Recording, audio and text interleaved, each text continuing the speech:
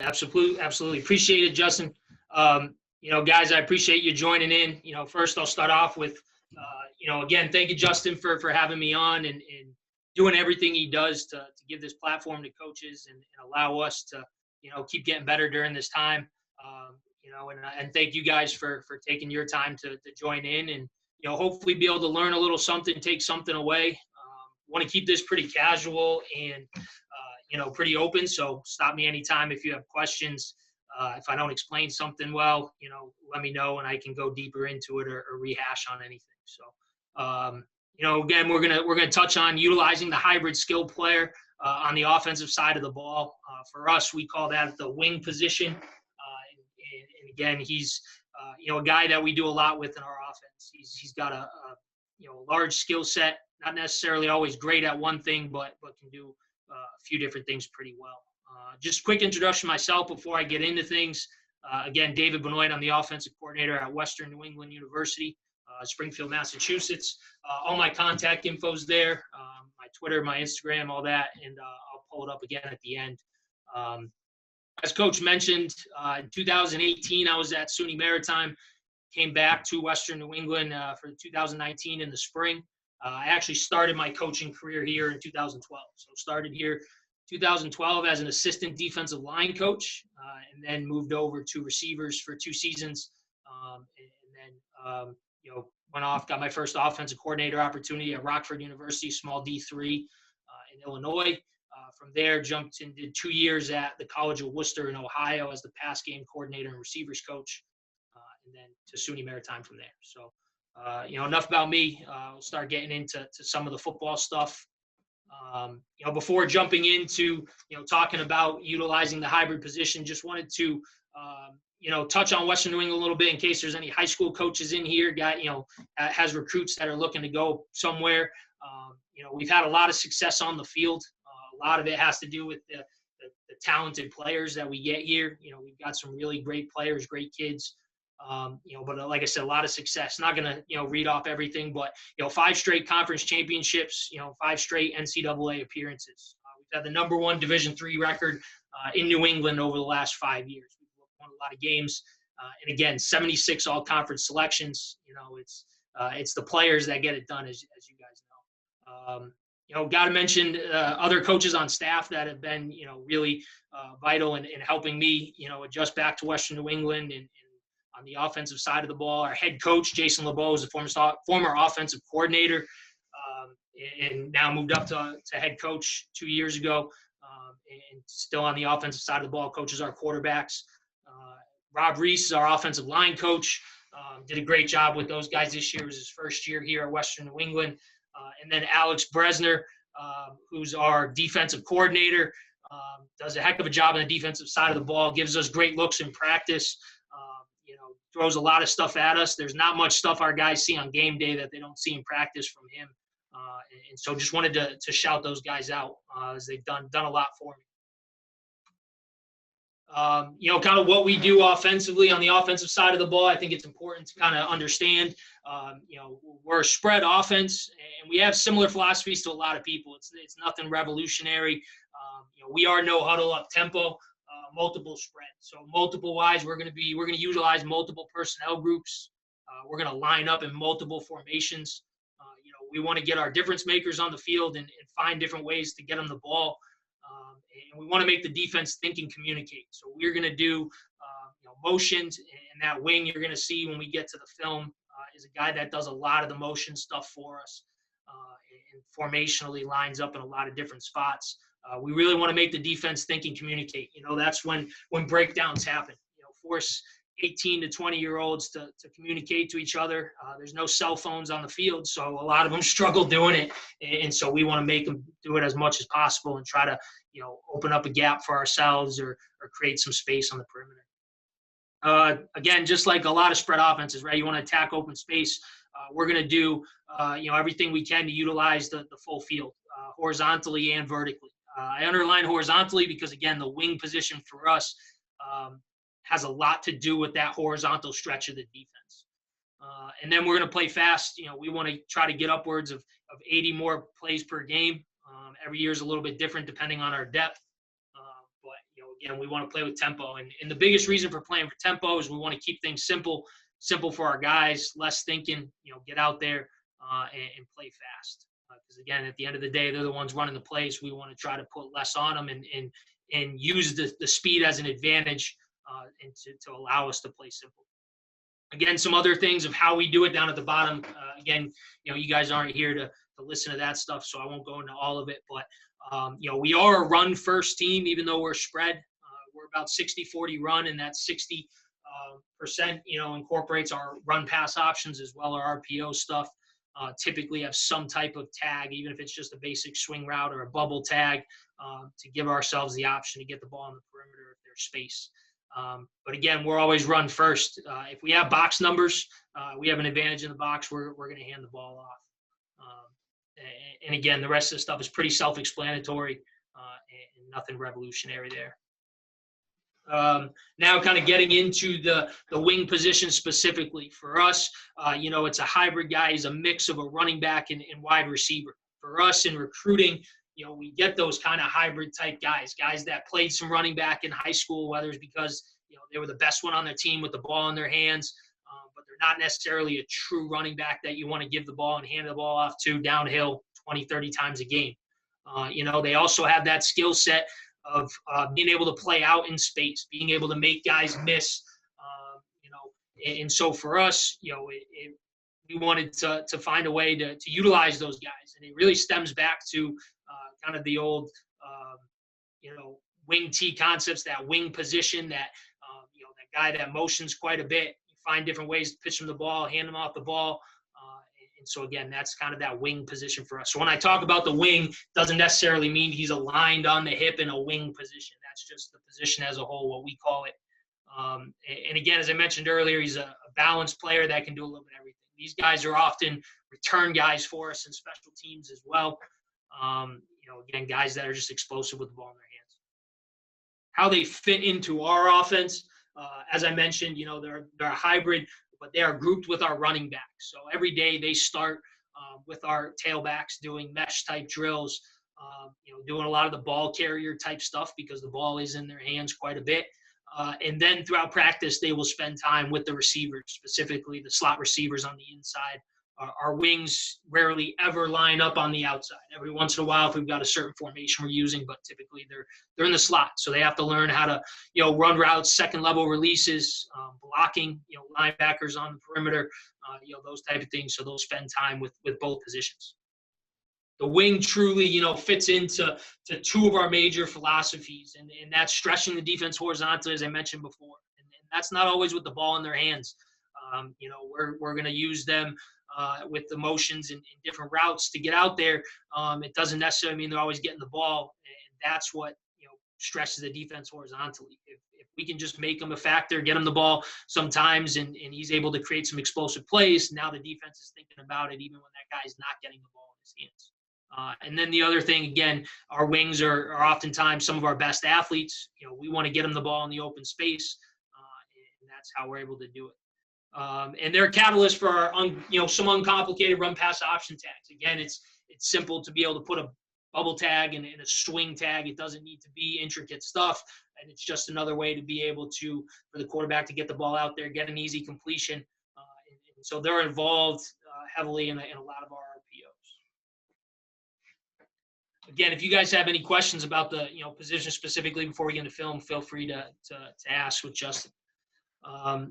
Getting into kind of what we do with those guys, the first thing and probably the most common thing for us in our offense is we're going to have horizontal pass tags to our inside run. So as I mentioned before, that's the bubble tags, the swing routes, smoke screens, different ways that we can just tag a simple throw that allows us to get the ball on the perimeter if that's where the space and the numbers dictate it.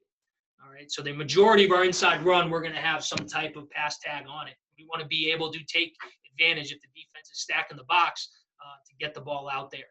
And so instead of our quarterback having to check at the line or see the space and change the play, we just tag a good amount of them onto our run game. As I mentioned earlier, we're going to use a good amount of formation and motions, with that wing, getting into those routes, getting into the bubble, getting into the swing routes.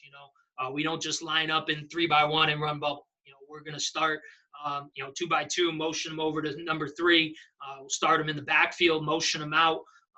We might start in a stack position to the boundary, those type of things. We're gonna do different things to, as I mentioned before, make the defense communicate, make them talk, find out if they're gonna rotate safeties, bump backers out of the box, those type of things. Most commonly, we're gonna tag it with our zone stuff, but we'll also do tag with gap scheme as well, as you'll see when we get into the film. Mentioned this earlier as well. Even though I'm talking today a lot about kind of some of the run pass options that we use our wing with in pass game, we are a run first mentality. Our quarterback, you can see in the box there, our quarterback's checklist always starts with what are the box numbers? Do we have an advantage? Can we hand the ball off? If we do, we want to. We're going to impose our will by running the football. So that's where it always starts. And now when teams start to even out the numbers or put more numbers in the box, that's when we open up more space on the perimeter. And then a big part of our horizontal pass tags and in our game planning and scouting report process is we want to find out and watch, can these outside backers and defensive backs for the team we're playing tackle in open space? Do they fill the alley, quickly? How aggressive are they? How well do they break down? How well do they block destruct on the perimeter? Because if they don't do any of those things well, it's just going to increase the number of times we're gonna throw the ball out to the edge and force them to do those things. At the end of the day. So personnel driven, we want to find out what they're good at and try to expose it as well. Again, not going to read word for word, but getting into our bubble and swing tags, you can see the checklist that our quarterback goes through. He's always going to look box numbers first. If we have a single receiver, he's going to see if we have access. Not going to dive into that, but for us, is it a good one-on-one matchup? Is there no safety help? Is there no overhang? Underneath a quick hitch or slant? The access that a lot of people are doing. And then the third option is, do we have numbers or leverage to the RPO concept or that bubble or that swing tag is the last part of the read. And again, if we have, numbers and leverage, or if it changes during a motion tag, now our quarterback's going to read it either pre-snap or post-snap. He does have the option, if he loves leverage, defense doesn't adjust to catch and throw, doesn't always need to mesh with the tailback if we're running our zone read or power scheme or anything like that. If he likes leverage now, he can take it. You can see for us, we don't consider a safety 10 yards or deeper into the count. So, if we have one blocker out there that can block for the bubble or the swing route, we're reading the second guy that's less than 10 yards from the outside in. Outside receivers thinking he's going to have the corner, and so we're reading that next low defender inside of it. All right. If we have two blockers out there, and number 3 is the wing running the bubble or the swing, now we're reading that third, defender that's not 10 yards or deeper from the sideline, from outside in. Our perimeter guys do block most dangerous man. So if I'm an outside receiver, Z or X, corners bailing out, our guys are taught to get their eyes inside to see if there's a safety filling or an outside backer that's coming hard, that's more dangerous than the bailing corner. If that's the case, we will take them. Probably won't always do it on film, but that's what they're taught, is take most dangerous man out there. And again, for our wings, so bubble or swing route, the big things, again, for us is once the aiming point for the catch is top of the numbers. So when they are running their bubble or running their swing route, they need to tempo it based off of, where they are in the field, where the ball is. If we're running this, a bubble route or a swing route to the boundary, they've got to tempo it more because they want to catch the ball near the top of the numbers. So once they catch, they can press outside the numbers to the sideline and then read blocks from there. All right. For us, as we get into the film and stuff after this first couple slides, you'll see we do backpedal bubble. Just something we do. We feel it helps our guys' tempo a little bit better. It also a little bit easier to throw for the quarterback, showing numbers to them. So here's a look again, just basic, nothing revolutionary. Bubble tag with our two detached receivers, the slot, and then the wing is number 2. The Y is our tight end. If he is attached to the core, so if he's in the hip position or hand on the ground, he is technically blocking for our inside run play. So, he's either on the backside arc releasing to block for quarterback pull, or his front side part of the zone concept. All right. And then receivers away from the bubble tag have our run blocking rules based off of whether it's an inside run or an outside run. Again, here's a look at, bubble tag with 3 detached. So again, you can see our outside guys are looking for most dangerous man. So if the guy over the top of them is most dangerous, they'll take him. If he's backing out or blitzes and is not dangerous to the bubble throw, they'll break down, get their eyes to the next most dangerous. All right. Again, into some of the film, here's some looks.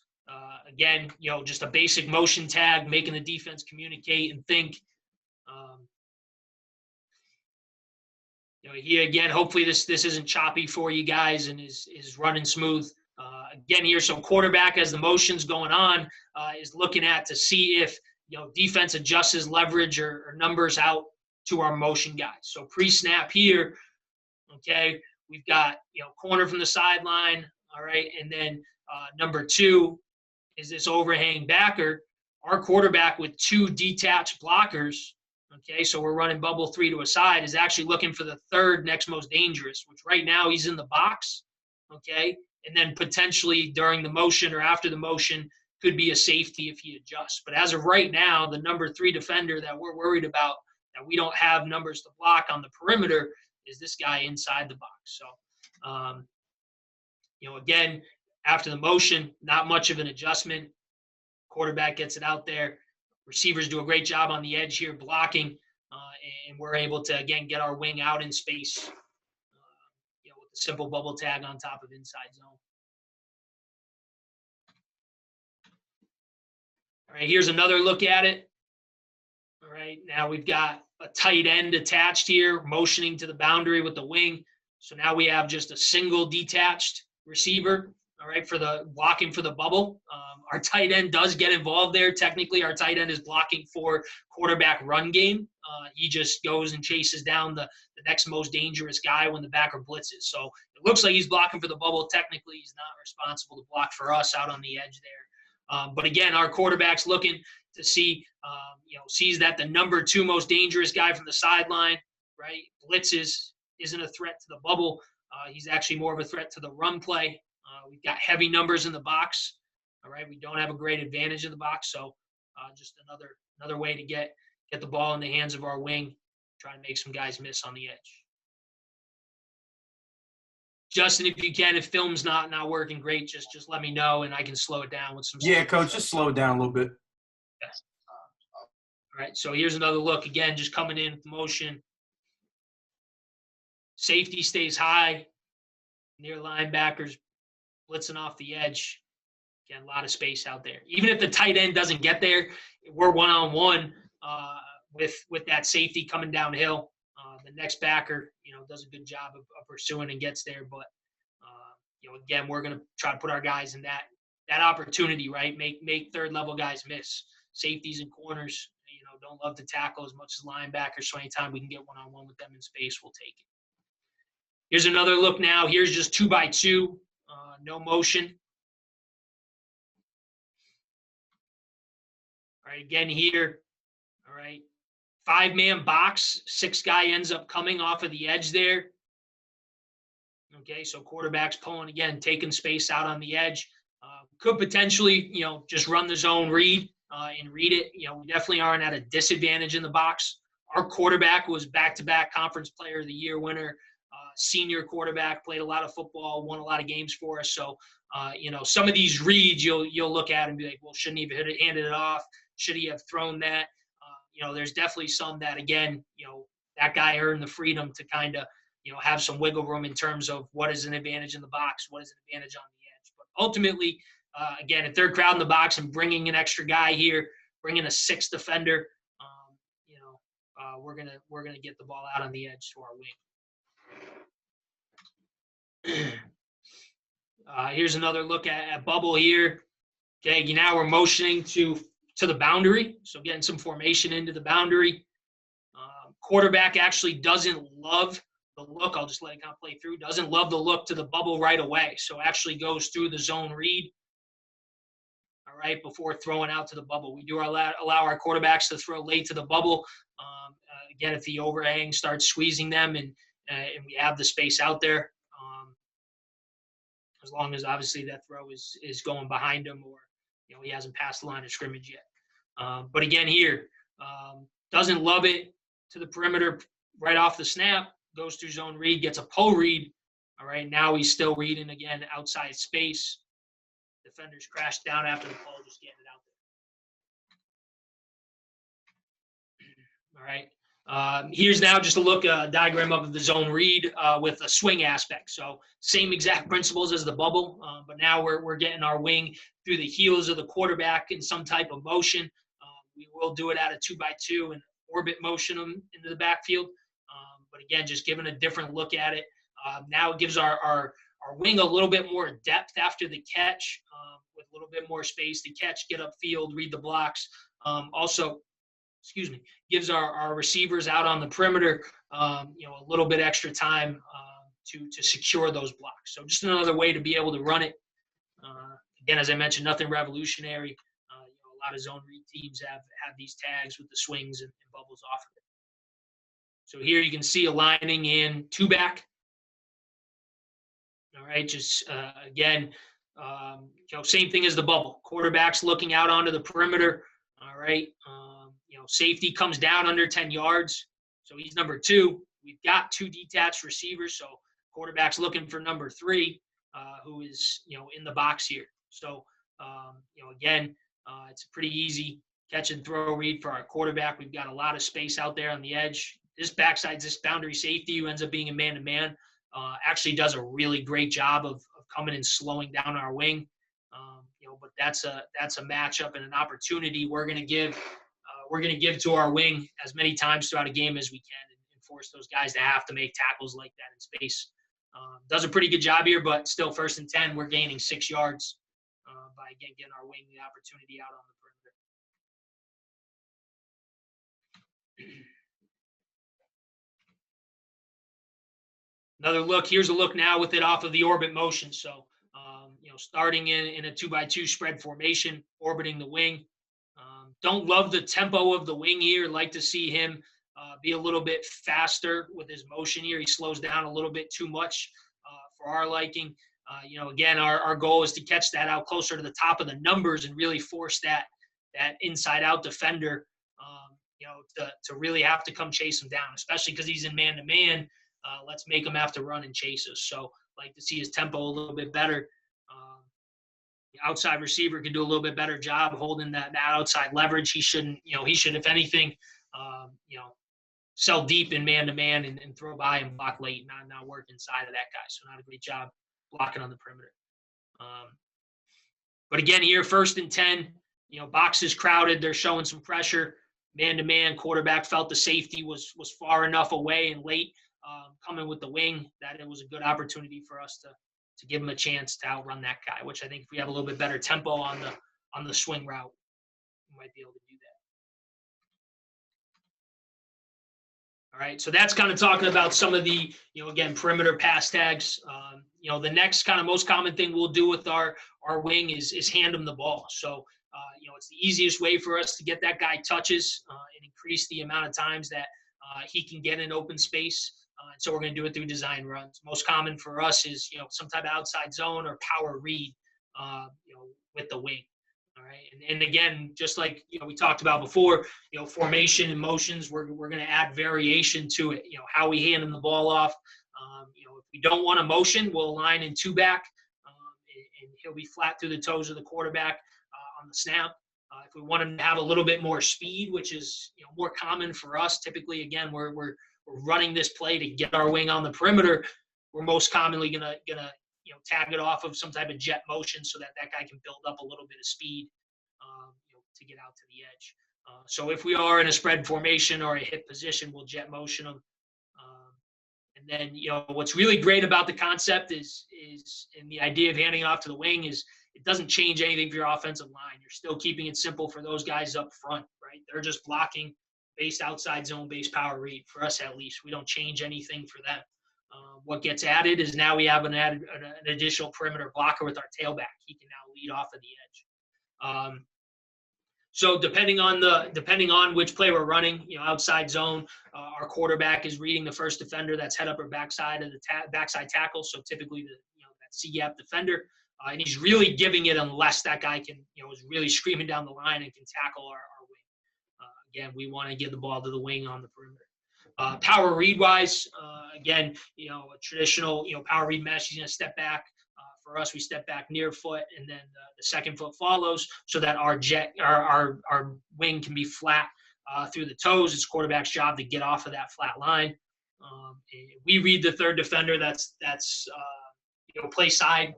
That's not head up to the center. So our read can change a little bit. I won't get into that. It's not a power read. Clinic. For us, our tailback, and if we have a tight end to the side of our jet sweep, so the run play, they block what we call firewall alley.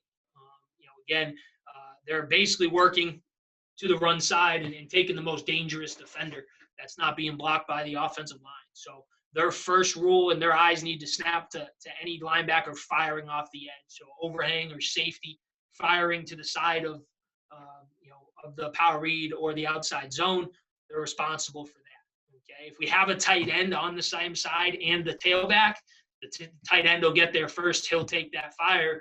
The tailback will continue on to the next read, which is to wall. So inside linebacker scraping over the top to chase down the play from the inside. We call that walling the inside backer. And then lastly, if there's no fire blitz, nobody to wall inside, we're continuing up to the alley. So third level defender. All right. For our wings, so when we're running this play, outside zone or power read, their aiming point is the same. So when they get through, when the ball is snapped and they're going through the mesh, we want them staying flat for 5 yards. We want them to continue straight to the sideline instead of gaining ground and giving that a defensive lineman or that fire blitz an easier chance of being able to get them. So we want them to push flat through the mesh for 5 yards before they start to gain ground. And when they start to gain ground, they're going to aim for what we call the cone, which is 7 yards over the top of the number one receiver. So now they're going to start to take their angle upfield and towards the sideline. The only reason they should come off of that path to their cone is if a defender crosses their face. So we teach it when we install the play. We teach it to our guys like you have blinders on, right? Like a horse on a racetrack. You have blinders, and you're only putting that foot in the ground and cutting underneath as if a defender comes into your hindsight with those blinders on. So what we don't want them doing is seeing a defender, 10 yards away that might be able to cut them off. Start making a cut. We want to keep pressing our aiming point and force that defender, to come tackle us and then make the cut as late as possible. All right. Again, just a diagram of it. First one on the left there is with the jet motion. Again through the toes, and then out of 2 back. All right. Here's a look. Okay, we're running at a 3-by-1 to the boundary, short side of the field. Again, just getting into space. Our tailback, right, is responsible again for basically the most dangerous man out on the edge there that the outside receiver is not blocking, which is typically the corner. So in this look pre-snap for our tailback, okay, he's taking the same path as the wing will as a ball carrier. He's aiming for 7 yards over the top of number one, and then he's looking. There's not really a threat for fire here, right? Nobody walked up to the line of scrimmage, so he's really thinking. Again, he's still going to look to see if this guy comes or the corner fires, but again, it's more than likely going to be some type of wall block. He'll continue on his path, no fire, stays on the same path, but gets his eyes inside to see if he needs to wall. All right, and then if not, he'll continue up to the third level. All right, to fill the alley. We typically don't want him helping the tackle or anybody trying to get a reach block on the front side. If they can give a hand because that guy's really crossing their face, he can. But we typically are teaching him to leave it alone. And we'll let the wing cut if that DN becomes a problem and is a defender crossing his face.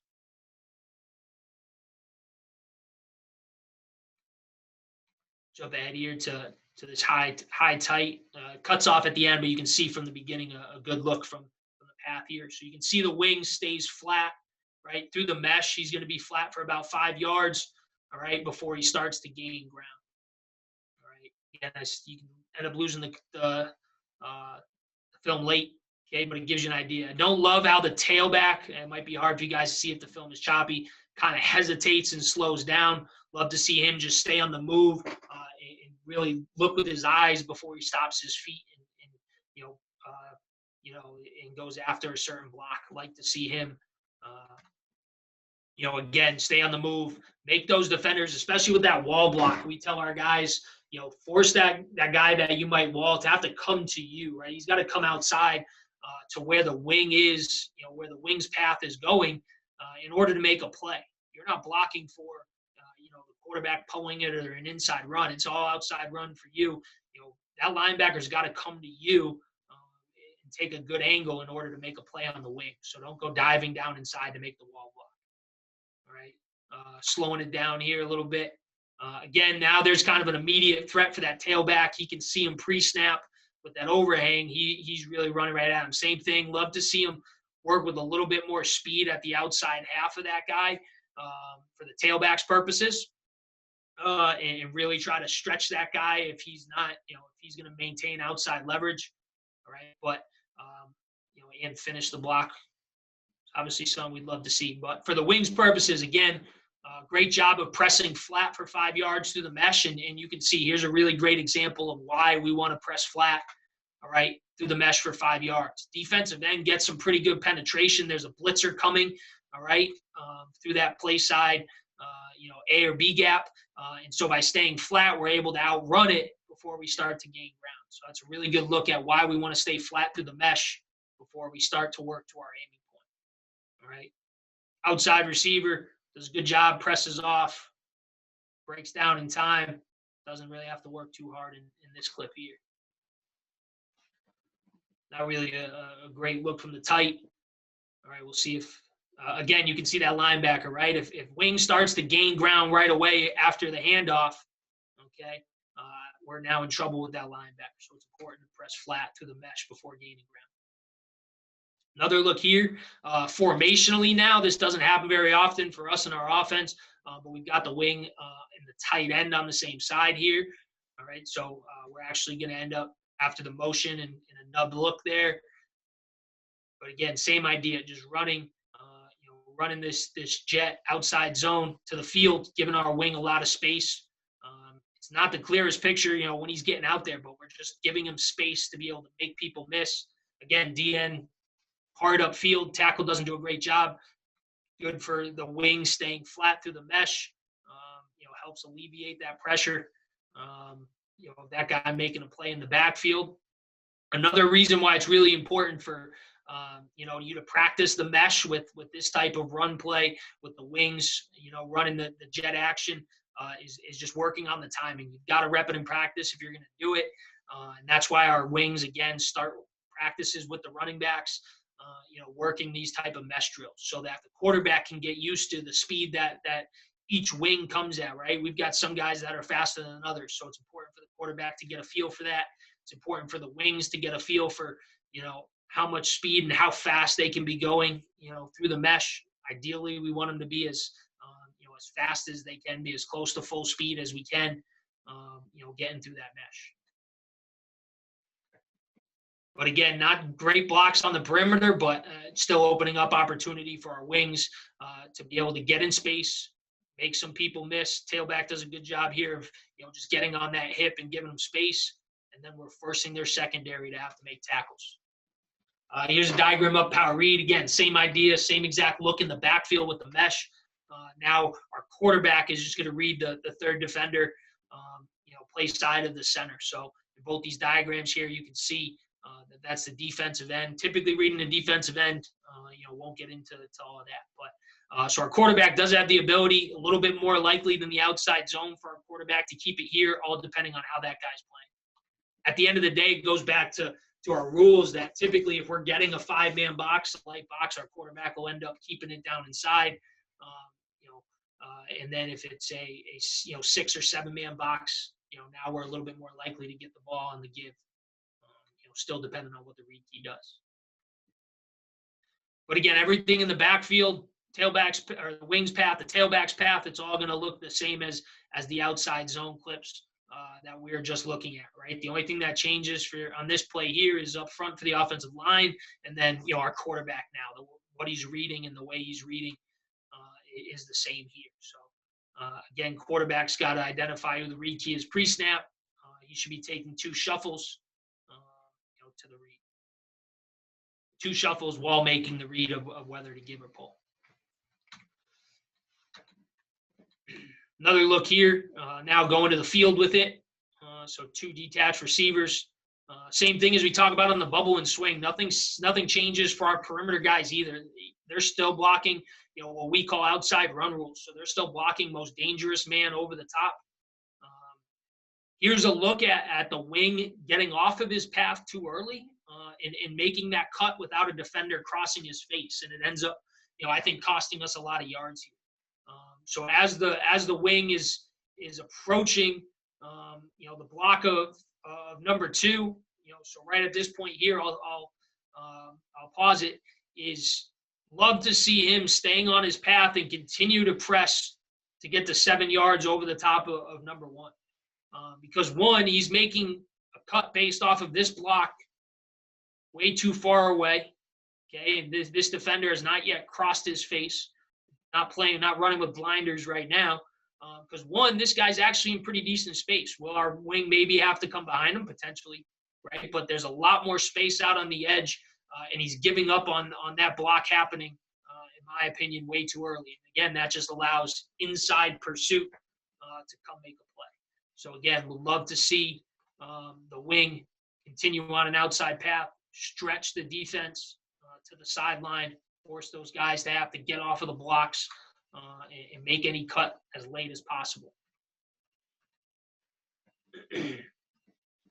Here's a look now, just running power read at a 2-back. So no motion here, just running straight at 2-back. Everyone's rules are still the same. Now you're just not going to get as much speed from your ball carrier, off of the snap and when they're getting through the mesh. So here again, running it to the boundary, don't necessarily need all that speed. So doing it at a 2-back, makes a little more sense to the boundary, not worrying about running to as much space. But everyone else's rules are the same. Perimeter guys are taking most dangerous man. Tailback still looking firewall alley. Neither of those threats decides the wall block is the more dangerous, right, which is a good call here. And so he gets on him.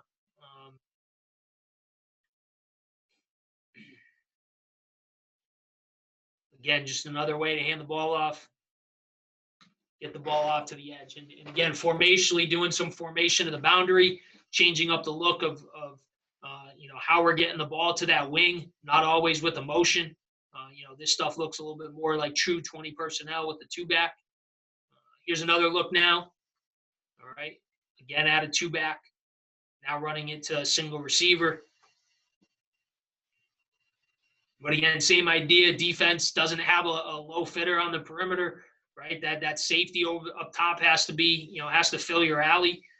We've got a blocker for him, right? We're either taking the wall block for the running back or the alley, which means now one of those 2 has to run and chase our wing. It's a matchup we like. Again, just more opportunities for that guy to be one-on-one in space.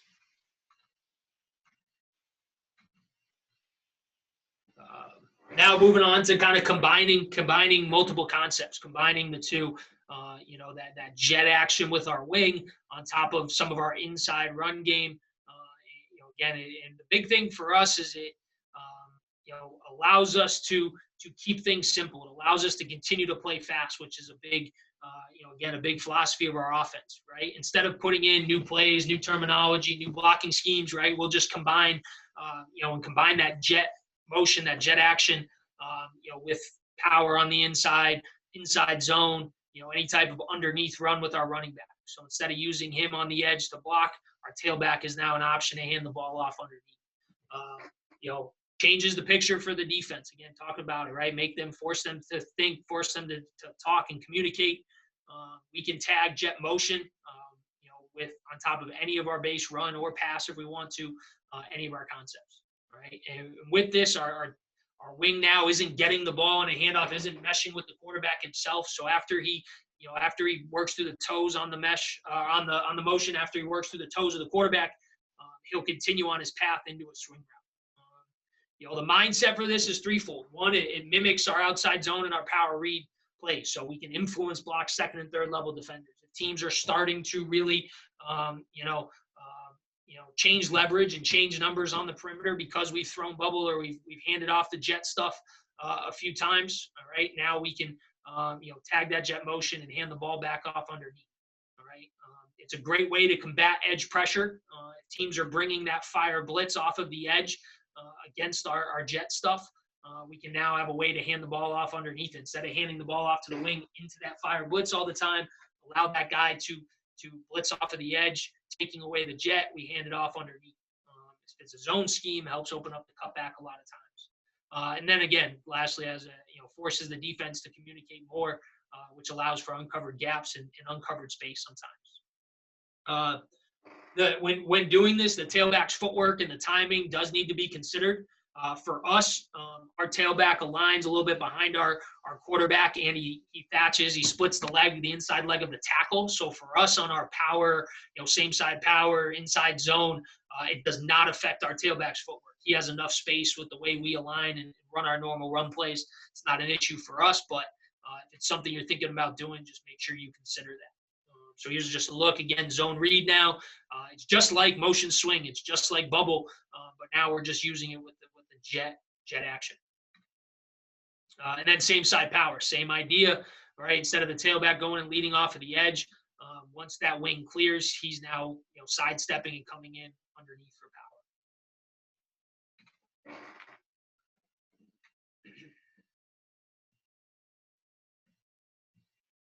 Again, spreading the defense out with a true spread formation. Okay, you can see here the linebacker in the box when he gets that jet motion is respecting it, right? He's responsible for the wing. Okay, so we got a pretty light box to start. They end up bringing the safety late with some pressure. But as we motion, right, that inside backer is working for width to take away the wing. All right, now it's one less defender in the box, right, to be able to play our inside run. There's a look from the tight. Again, our quarterback is we're really thinking that that we're doing this to run the ball inside.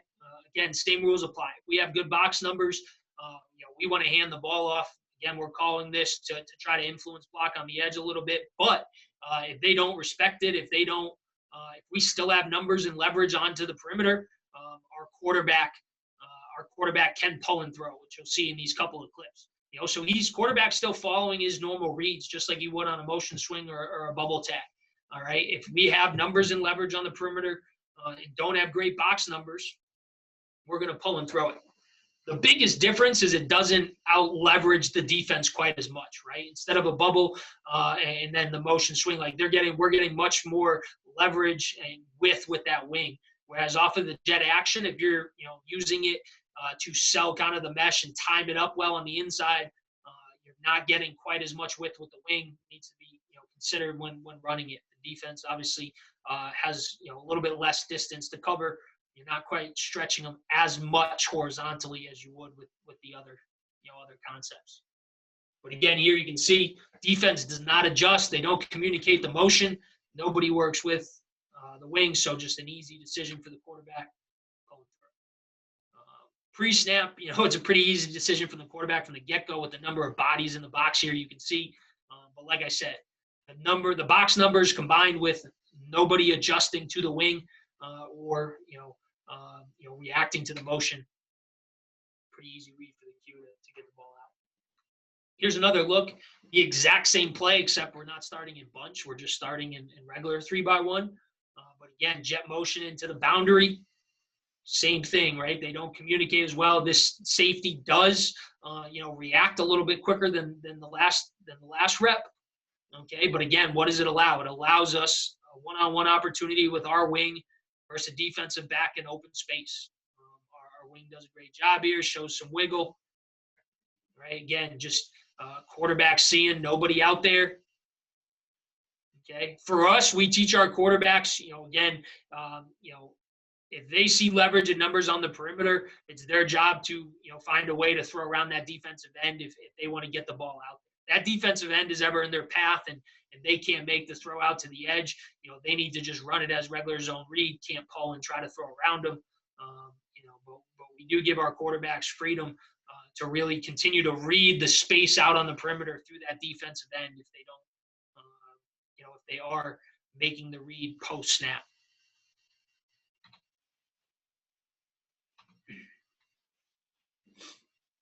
Here's a look now with the gap scheme. So same side power, all right? Same idea here, giving that jet look, all right? Running power underneath it. So same idea, just giving a different scheme on the inside.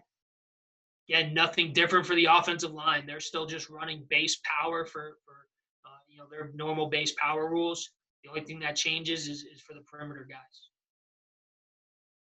Again, our quarterback is thinking handoff, really, unless we get some type of edge pressure, right? Some type of fire blitz that can tackle the running back. Now we'll pull and throw it out to the edge on this, but typically, we're teaching our guys we want to hand off the power. But again, you can see the influence on number 43. Right? It's subtle. It's not a ton, but it forces him to get a little bit of width, which now helps our pulling guard on an inside-out path. Right? Get inside out on, when we're running power, we want to be inside out on him. This just helps him to do so. But you can see 43 is a little bit head spinning, not quite sure, who the ball is being given to. For us, we will run, one back power without a tight end. We base block with our play side tackle. So it ends up being a base block and with the guard pulling ideally inside of that base block by the play side tackle here. Base block on the DN. Here's a look now. This isn't the jet motion, but again, just a look at, motion bubble on top of that same side power. So again, just tagging a base motion, base, route with our wing to just kind of change the look to the defense. Same things we've been talking about a bunch. So as I mentioned, it's not revolutionary, but just finding different ways to utilize guys with that skill set of being good in open space, guys that aren't necessarily true receivers or true running backs, but can do a little bit of both. These are all just ways to be able to, to find ways to get them the ball and utilize them in your offense, utilize that skill set. Another look here from the tight, same idea. Okay, just handing the ball off to the tailback underneath it, following his pulling guard. Right. Now getting into some of the pass game off of it. So, countering aggressive defenders when they're starting to fill or react with width to take away leverage when throwing, bubble and swings and those things to the wing. Handing the ball off to them on the outside run game. Eventually defenses, if they're a good one, is going to adjust them out. They're not going to allow you to just keep handing it off or throwing it out there and getting, 5, 10, 15 yards of pop out on the perimeter. They're going to start adjusting defenders. For us, we need to identify who that is. Who are they using? Is it a third-level defender? Are they filling the alley with the safety? Are they rotating their safeties? Boundary safety, come in the middle of the field side safety rotating down to fill the alley, right? Is it linebackers? Is it second-level defender? Okay. If their adjustment is bumping an inside backer, our adjustment will be run the ball inside, right? Some of the run plays we just looked at, run the ball underneath, give it to the tailback, right? But now if the adjustment from the defense incorporates those overhang linebackers and their defensive backs being more aggressive to taking away perimeter space, now we want to run some route concepts behind that, the wing action, whatever wing action we're using. We can do it with play action or drop back. For us, we use simple motion tags. We can tag that jet motion onto any concept that we run. Really, most efficiently, it's any type of concept that you usually have a flat route or a swing route in it. Just makes sense, right? Those guys are filling the same space. Typically, our wing is the guy running those flats or pivot routes. Those type of things. Again, Justin, if you get any questions at all, please feel free to stop me. I'll Hold on 1 second, bro. Yes, sir. You got any questions? I just wanted to stop before getting into this if there was any questions. Nothing right now, Coach. But, yeah, if any coaches have any questions, man, drop them in that chat. Cool. Appreciate it. Yes, sir. All right, so getting into kind of the first play action for us is just off of the zone read bubble action.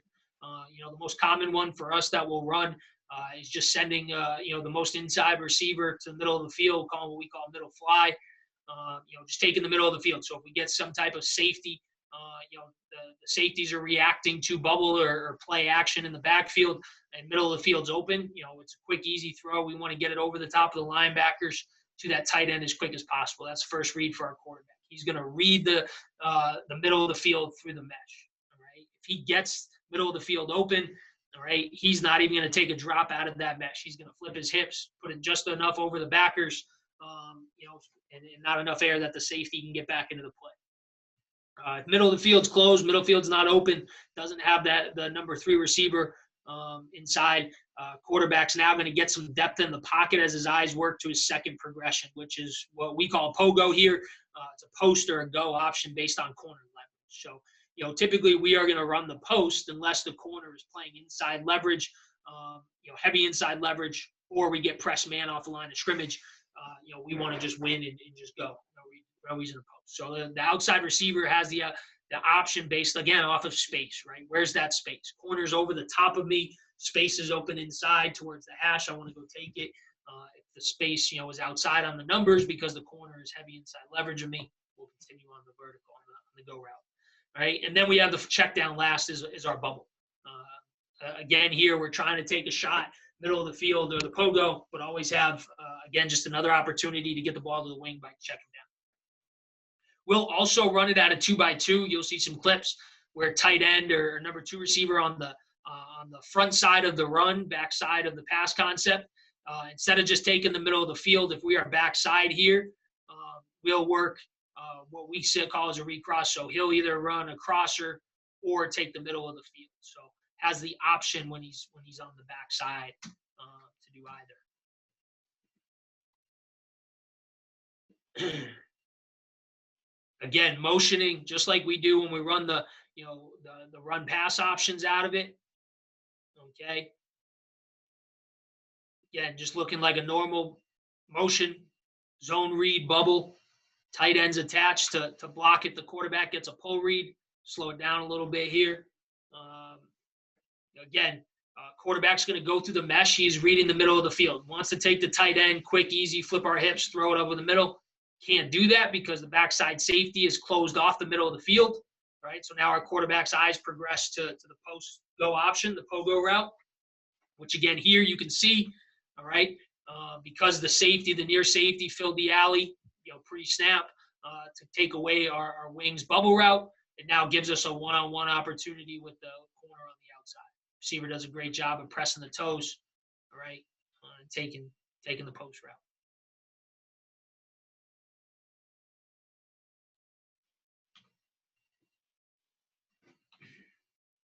Right, here's a look now running it out of 3 detached. So instead of having the tight end on the inside, we're actually going to run that middle fly from a detached number 3. All right, we will run bubble this way.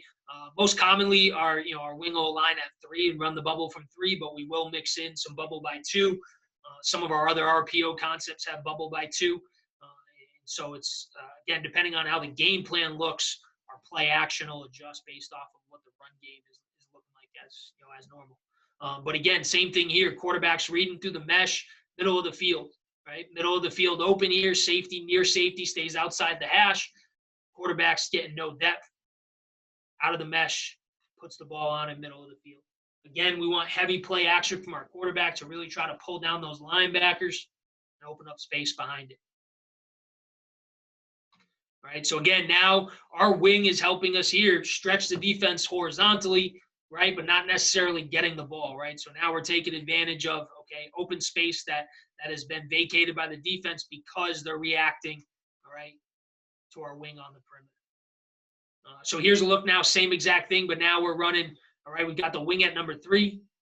He messes up on this play. He mistakenly runs a pivot and realizes halfway through that he's supposed to bubble. So he should just be running a base bubble, zone read, bubble to the boundary, out of formation of the boundary. But, you know, same thing here now. We still want our wing.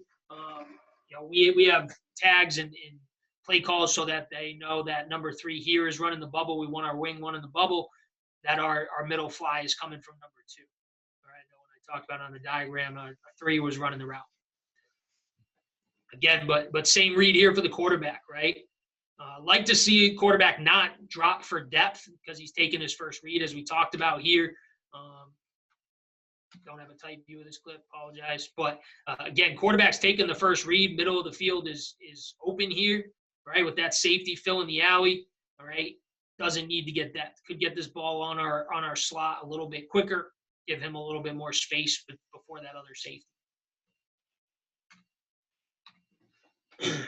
Here's a look at a 2x2, right? So now instead of our tight end being on the front side of the concept, all right, at a 3x1, got our tight end to the front side of the zone action, all right? But same idea. He's going to take the middle of the field if it's there, all right? If the defense, again, reacts, all right, to the wing running bubble, which the safety does here, as you can see, all right? Other safety is in some type of deep half coverage, right? There's some type of miscommunication here, it looks like.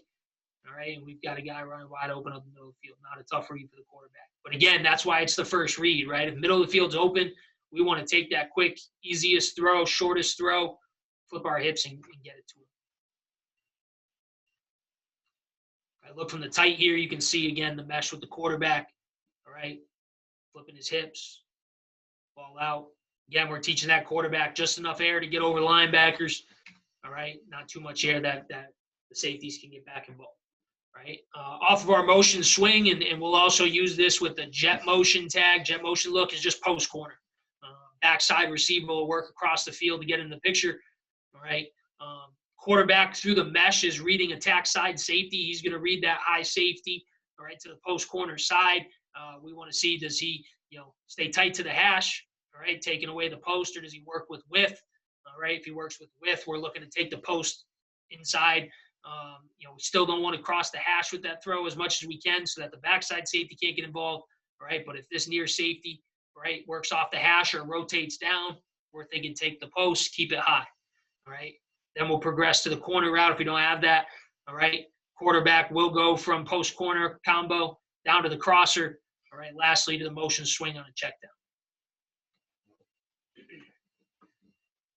The check down is honestly a great option to be able to get the ball out into space. All right, here's a look. We're running out of 2 back with the motion swing, right, where we actually end up taking the check down. So quarterback is getting some pressure quickly. Okay, doesn't like his time in the pocket. Okay, sees nobody react. All right, really, the nobody reacting shouldn't really be the reason that he checks it down so quick. It's more, I think, because of the pressure from the defensive end getting off of the tackle. Okay, but obviously if nobody, you know, reacts and we have a guy wide open, quarterback can check down a little bit quicker. But ultimately, quarterback's eyes are on the attack side safety, right? So this attack side safety, all right, see if that guy's playing the post or the corner. All right, I think if we have a little bit of time, we might be able to get something deep. All right, but again, we want a good play fake. You can see quarterback getting the ball out quick because of the defensive end. Here's a look now, motioning. So again, getting into, all right, motion, all right, off of the jet, all right, post corner. Again, quarterback is reading that attack side safety. All right, does he stay on the hash? Does he work with width? See here, stays inside. Okay, so quarterback is pretty quickly right now off of the post with the safety staying inside. It's going corner, right down to the swing. But you can see here, right, the vertical stretch now that we're putting on that defender out on the perimeter, the outside backer, all right? Instead of being able to get underneath potentially with that curl flat drop and shrinking the window to the corner route, okay, he's respecting the jet action and the swing route by our wing, right? Just helps open up that much space to the corner route.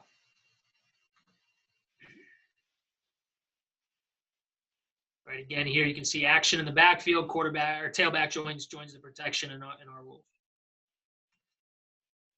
All right, Another look now. So if defenses now, instead of third level defenders, safeties rotating down to take away, that perimeter, action from the wing or perimeter run game, right, is now underneath. We can attack linebackers.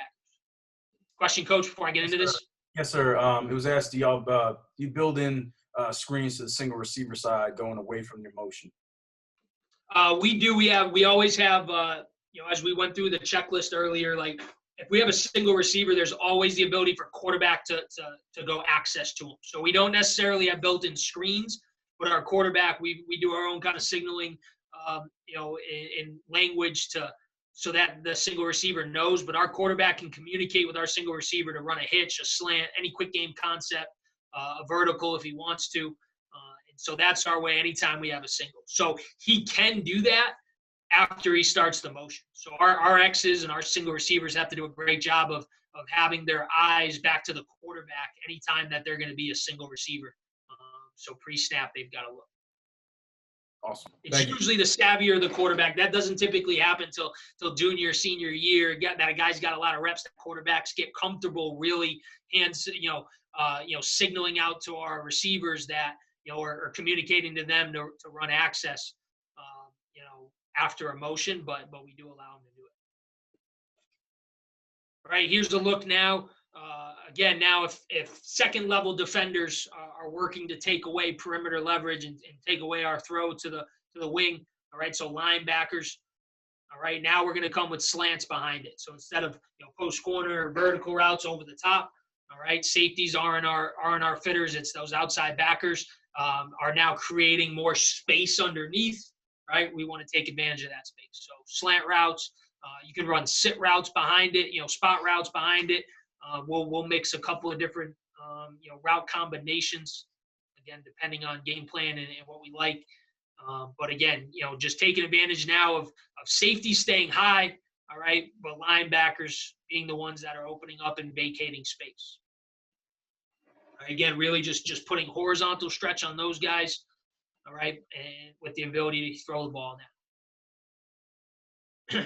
So quarterback's going to read inside out, okay? He's looking that inside slant, outside slant to the swing route. Again, for us, we teach our quarterbacks and our receiver, we talk a lot about space. So our quarterback is, again, reading space to the inside slant, space to the outside slant, space to the swing check down. All right. Kind of going back to the last question that was asked, actually, is in this play here, we have a built-in five-step glance to our single receiver, who does not get into the route on this one, gets beat up pretty bad here, doesn't do a great job on the release. But if we get any type of rotation on the backside of this concept to our motion, our quarterback will work away from rotation. So if he gets rotation on that way, he'll snap his eyes away from rotation and take the glance route.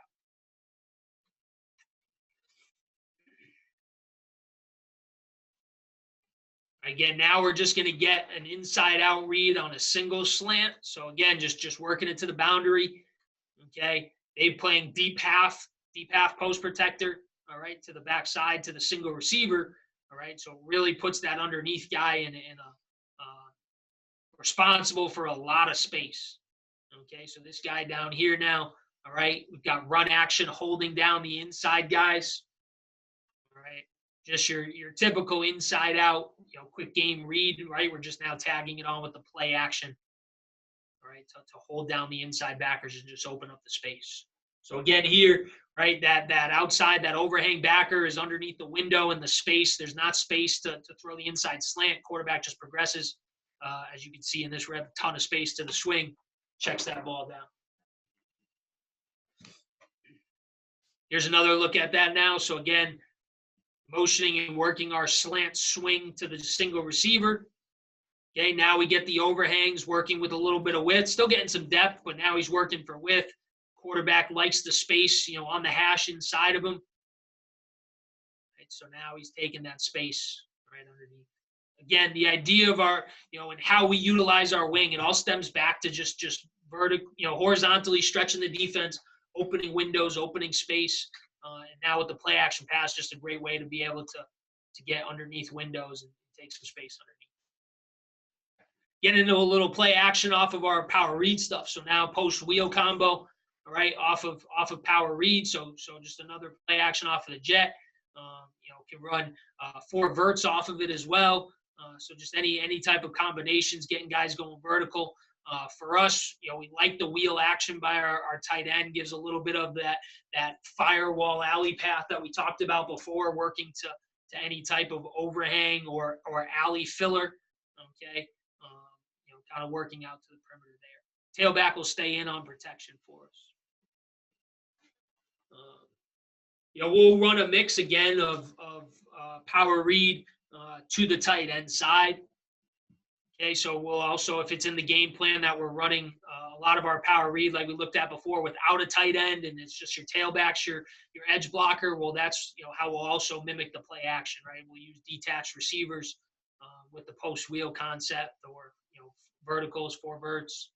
Okay, but you can see here again, safety is fitting down. We're getting rotation, right? It's not even really rotation. The backside the field safety is staying on his hash, right? So we're just getting that boundary safety to bite down. We're getting the fit on the power read action. We've obviously shown him, power read to the wing a couple of times already,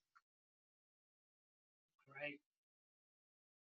We don't teach our tight ends and those guys running the wheel to chop their feet or break down and sell the block. It's more about their path. We just teaching them to work a path towards the bottom of the numbers and get vertical at the bottom of the numbers.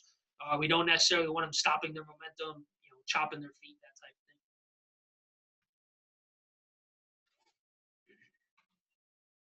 of thing. All right. Now getting into kind of the last thing I'll talk about, with our wings and what we do with that hybrid position is we got to break tendencies, right? As you saw throughout this whole talk up to this point, it's that wing, attacking the perimeter, attacking outside space with that wing. Again, smart defenses are going to adjust. They're going to pick up on it. They're going to game plan against those type of things. So we've got to consider breaking tendencies and keeping defenses honest. And so, ways we'll do that is we will still use the wing in our inside run game. Again, depending on the skill set and the guys we have at that position, we might do more inside run game. We might do more perimeter run game than inside run game. If we got a guy that's really well balanced and does both well, now we're going to be a little bit more well balanced. So a little bit depends on the skill set, but no matter the skill set, we've still got to make sure that we're keeping defenses honest and giving them different looks. So, and another reason besides breaking tendencies is it just increases touches for, that type of explosive, that explosive ball carrier. So for us, we'll use the wing as the ball carrier for, inside zone and power schemes. And now we can add our tailback into the blocking scheme. So this is a little bit more of your true, 20 personnel mindset with some of it not motioning out the wing. Okay. And as I mentioned, going into our tailback, as I mentioned earlier, run game, we're run first team. We are going to run the ball when the numbers dictate it. Our tailback is a big part of our offense. Our tailbacks are oftentimes our best overall players in our offense, really dynamic guys. Our tailback this year was an all-region player. So defenses, they game plan and they make adjustments and calls based off of our tailback alignment. So another way this breaks tendencies and gives us an advantage is if teams are, setting their front a certain way or moving post snap away from tailback alignment because they know that's where the zone's going to.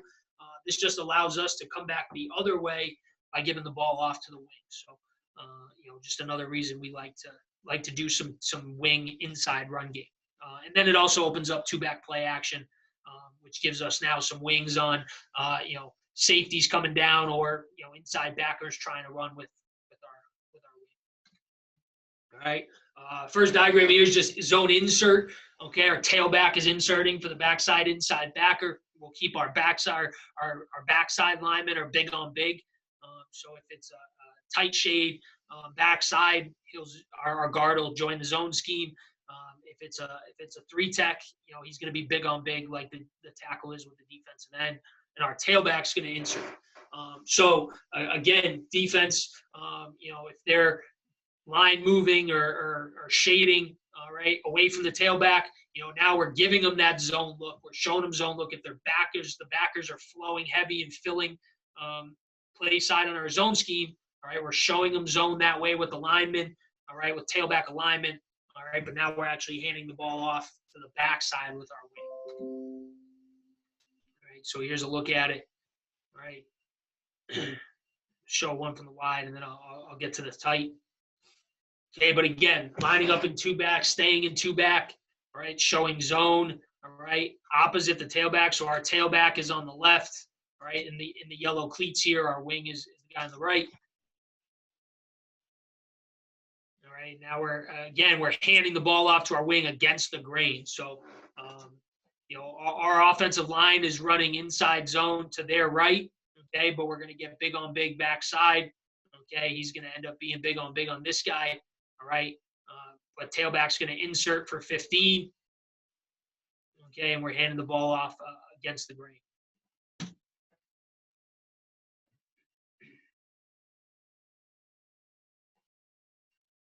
right, you can see they ends up being an outside backer, ends up folding in and making the play.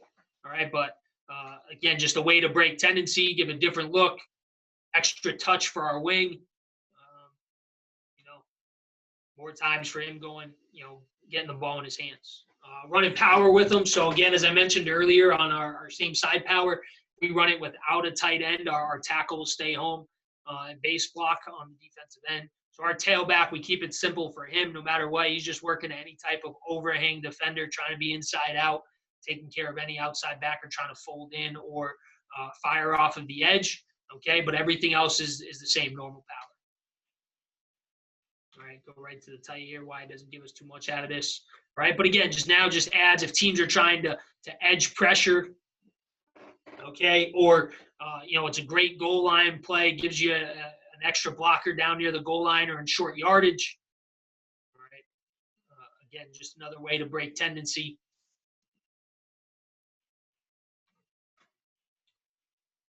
Here's another look at it, same thing, power, right, handing off. They don't always, don't all end up in big plays, as everyone knows.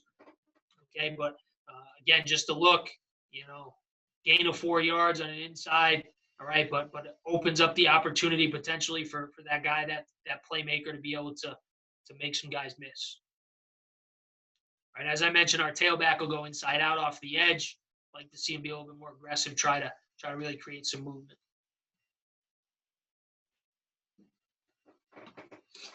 All right, and then the last couple of things that I'm going to touch on is just a play action out of those two back sets. Really great, game planning purposes. If you're getting a team that plays, any type of quarter, half, or has their, plays an invert coverage backside, deep half defender, whether it's a deep half post protecting corner or safety. These are two back play actions with a vertical route up the seam against the deep half protector is a great look. We love taking advantage of it. If you're playing quarters teams, that again, safeties are really filling heavy.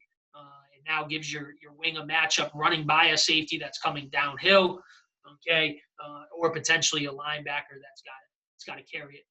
Our quarterback is really play action, looking inside out. Again, we're running this because of what we're seeing on the field. It's a shot to the wing, but we do have the option to come down to the read fade on the outside. So quarterback's really just looking inside out. Our outside receiver has the option against a bailing corner to run a 15-yard ball out when we come back. But you'll see here, okay, again, pre-snap, we've got quarter half, basically deep half post protector. So this guy's really, his thought process is on his one vertical threat, right? He's not thinking so much about this inside defender. That's this overhang's responsibility. So we're giving him some type of run action, okay, really trying to, get him to fill, all right, off of the edge, thinking the wing's working out there, okay, we're going to try to occupy this corner with the vertical route, all right, and sending our wing right up the chute there. All right, again, as you can see, works out well here. That's why I put it on the clinic tape, But again, just taking advantage of the defense's coverage, what they're doing game plan wise. We, based off of game planning and scouting, they really like this coverage against two back, and so it gives us a good advantage, especially again when if that overhang defender, that safety that's down is giving us issues in terms of our tailback trying to block him on our perimeter run with the wing. This is a way to really keep that guy honest and make him think.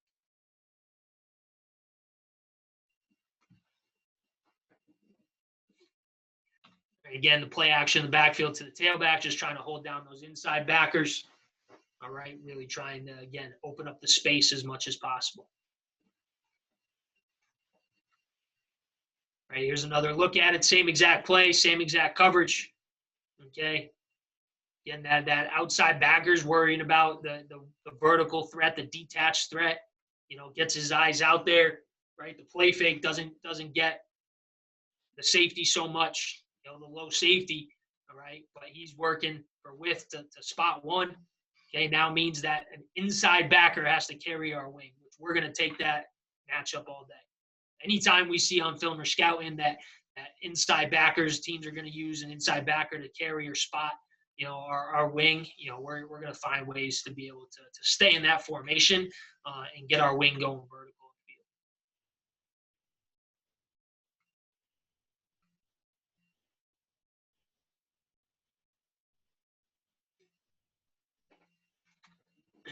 All right, and then lastly, this is the last one of it. Now just running it to the field. So instead of running, three verticals out to the field, a lot of space there.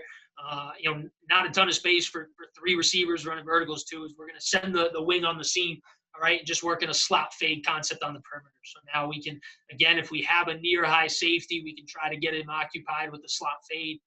All right, and again, same thing, taking the wing up the hash. So same idea, quarterback's reading it inside out. All right, looking wing to the slot fade down to the width hitch. All right. This is a good one, as I mentioned earlier. Quarters teams that, using that safety to fill the alley, or if safety's getting out of there to cover two. Okay. Here we were getting, all game their safety is filling when he sees, outside run action. Okay, he's responsible for that. Quarterback makes a good throw. We end up getting, before that backside safety. All right, get down. Right. If we're seeing, rotation with that, if we're seeing the field safety rotating down and the boundary safety rotating to the middle of the field, it's not a great look to run, right? We're running it because of what we see of backside safety is staying on the backside hash, or eyes are working to the single receiver, all right, which allows us to have the space to be able to make this throw with the near safety biting.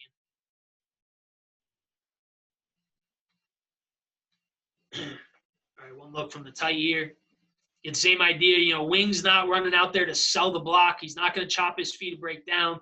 We just want him, again, to work on that path, making it look like tailback could be getting this ball handed off to him out off of the edge, all right, and then just trying to slip up the hash, best release possible off of that guy. Does a really good job there. All right. So that kind of wraps up what I had. Like I said, I don't think any of it was necessarily revolutionary stuff that you guys might have seen, but but hopefully it kind of sparks some conversation in finding ways to utilize your different personnel, right? Find out what are their skill sets, what are our guys good at, how can we best utilize them in the offense. Got playmakers that might not necessarily fit into a specific position. What can you do in your offense to find ways to get them the ball? If you have those hybrid running back receiver types, hopefully a lot of that stuff can translate over. But even if it doesn't, finding ways to utilize your personnel.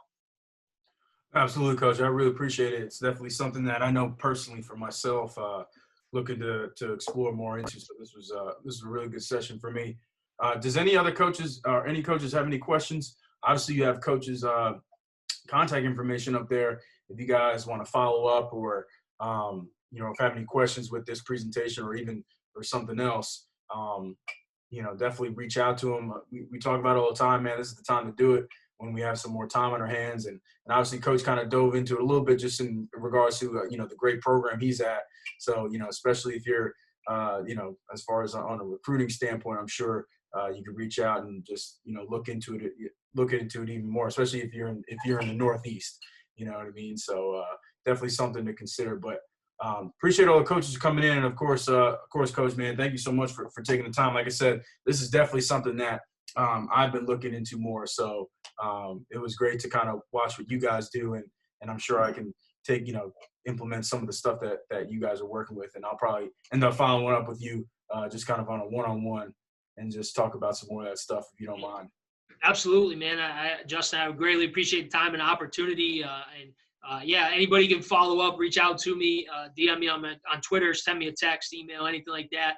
More than willing to talk about, some of the different stuff that we do, even if it's not about that wing position. But, like I said, man, we all know, man, players win games, man. We just try to stay out of the way. And so, I know I talked about a specific position today in that wing, that hybrid type, but ultimately, I think the conversation is about, finding the skill set of your guys. Who are the guys that can make plays on the field, and adapting what you do to suit them. Right. As I mentioned during the talk, man, sometimes our wings lean more to the running back than the receiver. And there, we're going to do a little bit more of handing the ball off to them, maybe a little more downhill stuff.